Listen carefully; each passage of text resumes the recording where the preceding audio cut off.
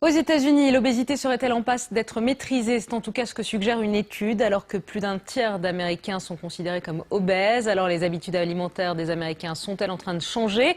Notre correspondant Guillaume Meyer s'est rendu dans un quartier pauvre de Philadelphie où pour la première fois depuis des années, les habitants ont enfin accès à des fruits et des légumes grâce à l'installation d'un vrai supermarché. Regardez. Les quartiers nord de Philadelphie, longtemps détentrices du triste record de ville la plus grosse des États-Unis. Ici, criminalité et pauvreté riment aussi souvent avec obésité. Il faut dire que pour faire ses courses, il n'y avait jusque-là pas beaucoup de choix. Fast-food et poulets frits régnaient en maître sur l'alimentation. Fin 2009, c'est la révolution. Un supermarché s'installe dans le quartier. Jeff Bickey dirige le magasin. Et il est plutôt fier de son rayon frais.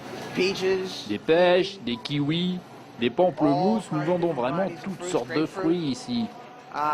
Jeff est un manager heureux. Les affaires vont bien. Peut-être parce que ses clients en avaient assez de se contenter de la restauration rapide.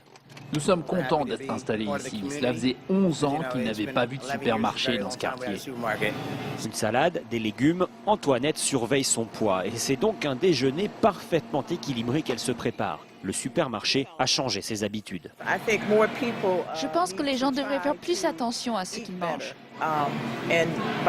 Grâce à ce supermarché, on peut éviter la nourriture à emporter et d'autres fast-foods.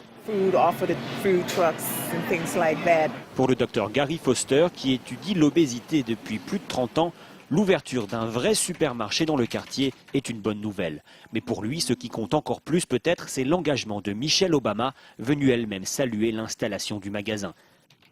Michelle Obama a fait de la lutte contre l'obésité sa grande priorité. Ça, c'est vraiment important. Maintenant, on parle plus de ce problème. Je pense que c'est un droit fondamental d'avoir accès à la même nourriture que tout le monde. Ça n'est pas normal d'avoir à limiter ses choix alimentaires à ce que proposent les stations-service, par exemple. Un supermarché, c'est bien, mais encore faut-il savoir y faire le bon choix. Certains ont du mal à résister, par exemple, aux gâteaux multicolores.